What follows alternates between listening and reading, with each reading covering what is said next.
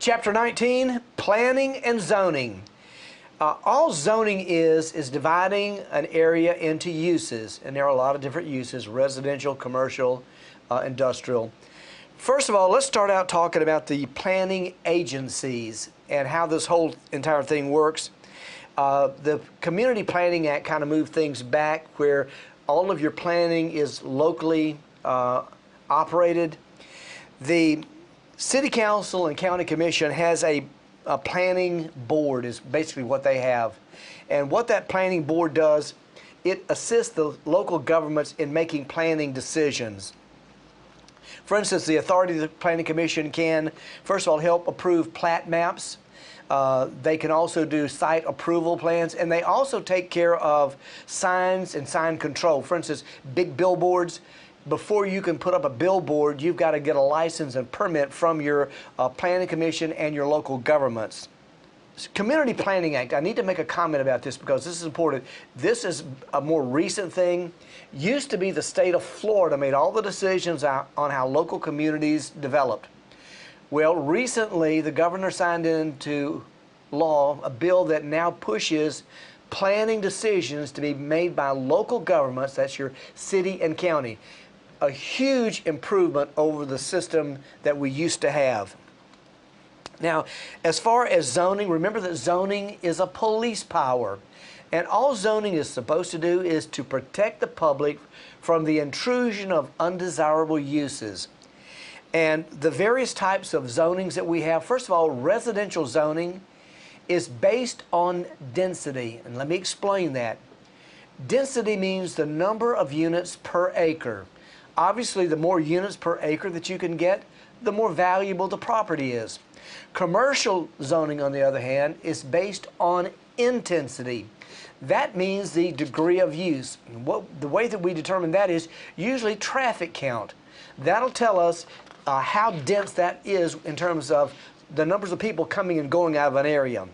Building codes also kind of protect the public. And what we have to say about building codes, certain buildings have to meet certain codes in order to get approval to move into. And until these building codes, until that property or that building is substantially complete and gets signed off by the city and county on their building codes, you can't move in. But once they are substantially complete, you can move in. Now, they don't have to be completely finished, but they have to be substantially complete. Now, if you don't like your zoning, you have an outlet. You can change it, or at least you can try to change it. And it comes in a couple of categories.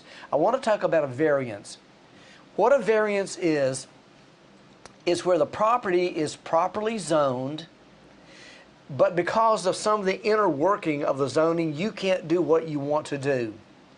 A good example might be the lot might be a small lot, and you want to build a house or a building that may intrude into the setback. Well, you have to get permission to build into that setback because that setback is there for a reason. The zoning is proper, but you just simply can't build. I'll give you an example. Many years ago, I sold a commercial building to a big company. Their building was 100 feet wide. Well, the lot I sold them was 100 feet wide. It was zoned C1. It was zoned properly. But they couldn't build on a 100-foot lot without getting permission. Well, we were able to get permission from the county to build, instead of a 10-foot setback on each side, they gave us a 5-foot setback. So we got a little bit of relief going through a variance process. Now, let me tell you what a special exception is. A special exception is where you're going outside of the zoning. In other words, the property is not zoned for what you want to use it for. You may be in a residential neighborhood and you'd like to put a convenience store. Well, I can tell you the neighbors are not going to give you a carte blanche zoning for commercial. So what you'll do is come in and say, I'd like to put in a convenience store. And as long as the neighbors don't have an objection about it, you can be given a special exception for that. The last thing is non-conforming use. Now, non-conforming use is where, first of all, it's been there for a long time, probably before zoning. So non-conforming use means that it's grandfathered in. And the way it typically works is, as long as you keep using it for its use, you can probably continue to do business as usual. But if you ever change it, chances are you're going to lose that right to be able to use it for what you're using it for. The planned unit development came about a number of years ago, and all this is a PUD. It is developing a large tract of land that has a low density zoning and allows a developer to go in and put in residential, multifamily, commercial, common area, all into one big zoning package. That's what a planned unit development is.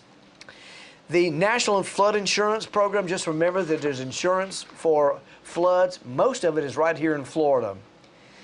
The last thing that I want to talk about, or one of the last things, is the Comprehensive Environmental Response, Compensation, and Liability Act. And what this has to do with is the Superfund. And let me tell you what the Superfund is. This is a law that was enacted to come in and clean up pieces of land that have been contaminated. And there are a number of things going on. First of all, that potentially responsible person, the federal government knows how to identify who probably the person or company was that contaminated that land. For instance, if they know that a service station was located on it, you can count on them being the culprit. Or a dry cleaner, they probably were the culprit. Now, if you own a piece of property that is contaminated, you can have an innocent landowner defense, which means I can prove that I didn't do it. So there's a number of ways, but let me tell you the safest way to do this when you buy a piece of property. You need to have it tested. You need to have an environmental due diligence done. The phase one, what that does, it goes into the public record and identifies who the owners are. And special individuals who understand that if you see an owner that's Shell Oil, you can probably say Shell Oil probably had a service station there. Therefore, could they be that potentially responsible person if it is contaminated? If that phase one shows that somebody could have done it, then there's going to be a phase two, phase three, phase four. So it's a stacking process if they believe that contamination could have occurred. And that's all I'm going to have for this small chapter on planning and zoning. And so with that, I want to go ahead and review with you the important information from that particular chapter. Chapter 19, Review, Planning and Zoning. The Planning Commission is appointed by government leaders and made up of ordinary citizens of the community. They also have a professional staff that assists them in decision making. Residential zoning is based on density. Commercial zoning is based on intensity. The Community Planning Act gave local governments planning authorities. A variance is a relief from the zoning, such as setback rules. A special exception is a new zoning for specific use. A planned unit development incorporates commercial, residential, and other mixed uses in one development. The certificate of occupancy is given when the property is substantially complete. And that's all I have for the review for Chapter 19.